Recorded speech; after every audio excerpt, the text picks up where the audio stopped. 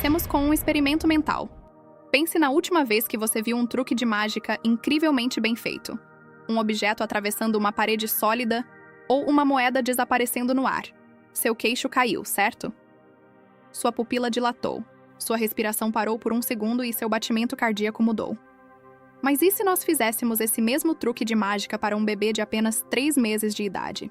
Aquela criaturinha miúda, que mal consegue segurar a própria cabeça e passa a maior parte do dia alternando entre dormir e se alimentar.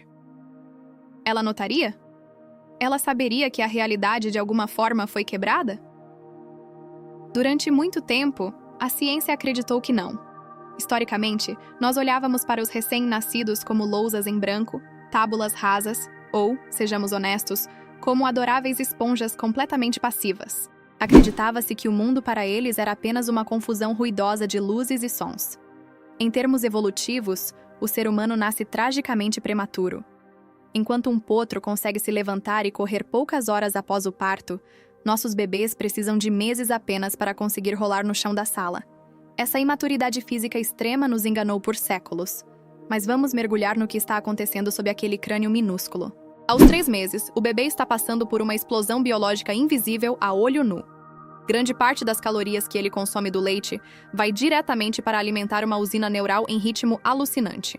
No córtex visual, localizado na parte de trás da cabeça, bilhões de neurônios estão se conectando. O cérebro faz uma sinaptogênese frenética, criando estradas de comunicação em uma velocidade colossal. A mielina, uma espécie de capa de gordura isolante, começa a envolver as fibras nervosas, permitindo que a informação visual captada viaje muito mais rápido. Fisicamente, a visão do bebê de 3 meses deixa de ser aquele borrão de curta distância. Os músculos dos olhos, antes descoordenados, agora conseguem realizar o rastreamento visual contínuo. Eles conseguem fixar o olhar de maneira voluntária.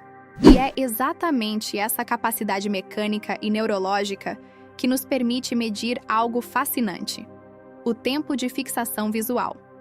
Quando um bebê olha para algo que viola a ordem natural, o corpo dele reage quase imediatamente. Ocorre o que a biologia chama de resposta de orientação. O ritmo cardíaco desacelera sutilmente para que o corpo economize energia e foque 100% da atenção na anomalia. As pupilas se dilatam para captar o máximo de luz e detalhes da cena. O corpo todo do bebê se torna uma antena parabólica superpotente, sintonizada em um único canal para decodificar o ambiente.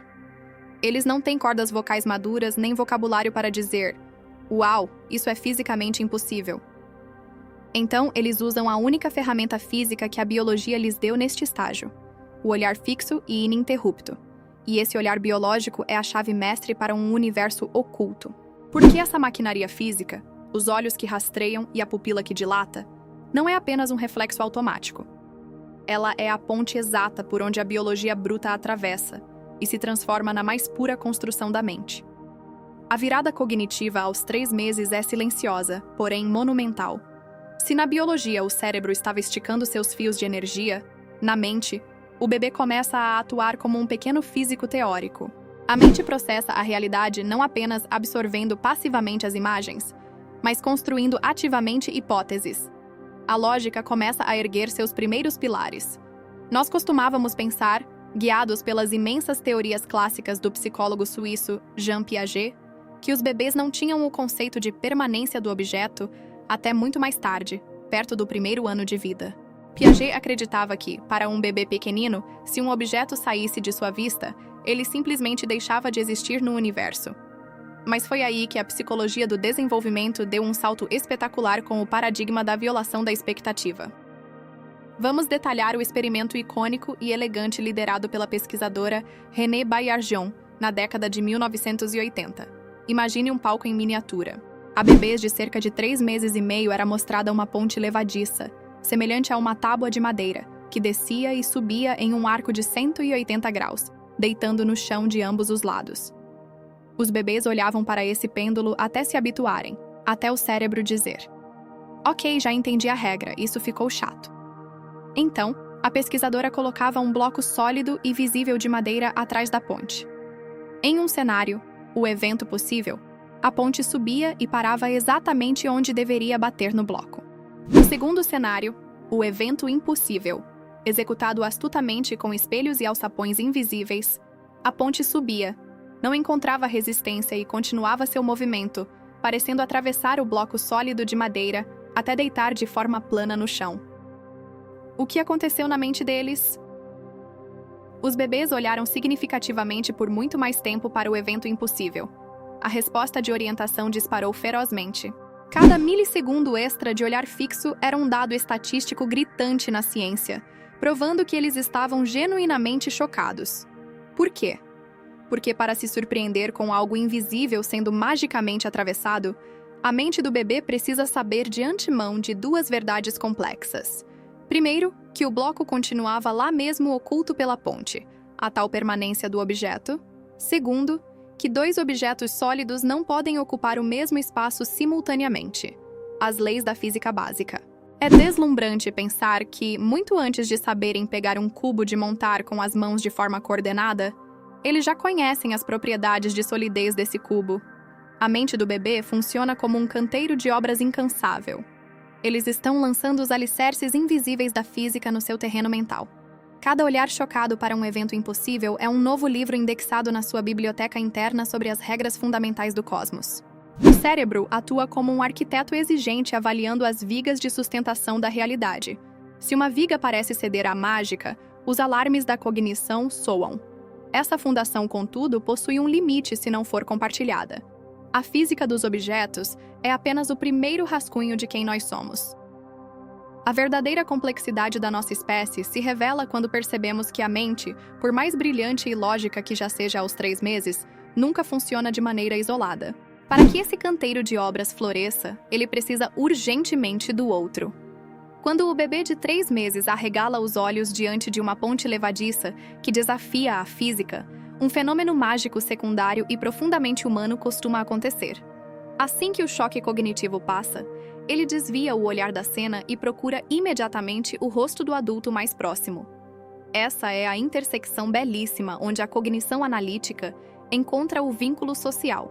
Nós chamamos isso de atenção compartilhada e referência social. Aquele bebê não quer apenas desvendar a mecânica quântica de um bloco de madeira. Ele precisa saber como nós, os guardiões da sua tribo, estamos reagindo a essa anomalia do universo. O aprendizado puramente lógico ganha o seu peso emocional autêntico apenas através da convivência. A teoria do apego, imortalizada pelo trabalho profundo de John Bowlby e Mary Ainsworth, nos lembra de que o cérebro humano está tão programado para buscar pertencimento quanto para entender a gravidade. Quando a expectativa do bebê é violada e o adulto ao lado nota e valida essa surpresa, sorrindo, arregalando os olhos de volta e fazendo uma voz encorajadora. Nossa, você viu para onde foi o brinquedo? Os circuitos de recompensa e segurança no cérebro infantil se acendem. O vínculo seguro funciona literalmente como uma base de lançamento. Estudos robustos mostram que bebês criados em lares responsivos possuem uma capacidade de exploração e uma curiosidade muito mais resilientes. Por outro lado, o ambiente pode ser um predador da cognição. O impacto da negligência é cientificamente devastador. Em cenários de estresse crônico, desigualdade extrema ou privação social aguda, como tristemente revelado pelos estudos de orfanatos romenos negligenciados no passado, a faísca da curiosidade recua. O cérebro humano faz uma poda semelhante a um jardineiro implacável. Se o olhar chocado do bebê frente ao mundo nunca encontra um espelho afetuoso no rosto de um cuidador, o interesse pelo impossível se apaga. A desigualdade e a falta de tempo de qualidade dos pais são tragédias não apenas sociais, mas arquitetônicas para o cérebro. O desenvolvimento intelectual pleno é para sempre refém do amparo emocional. O que isso exige de nós, na prática diária? Exige a compreensão de que a melhor maneira de nutrir a mente de um bebê não é isolá-lo em frente a uma tela com jogos de estimulação. É estar ali, sendo o chão seguro de onde eles observam as maravilhas. É viver a surpresa com eles em um clássico jogo de achou, brincando ativamente com as leis do universo diante de seus olhos e afirmando com nossa presença atenta que o mundo é um lugar digno de ser investigado. No fim das contas, observar o espanto inato de um bebê de 3 meses é olhar no espelho da condição humana. Nós nascemos pequenos cientistas, com uma fome desesperada pela verdade, equipados com uma bússola biológica para exigir coerência da realidade material. Porém, mais do que mentes brilhantes isoladas em corpos frágeis, Somos seres irremediavelmente enlaçados uns aos outros. O bebê se espanta com o truque de mágica e descobre como o do universo funciona. Mas é somente ao procurar os nossos olhos que ele descobre que não está sozinho. E essa é, entre todas as leis do mundo, a descoberta mais espetacular.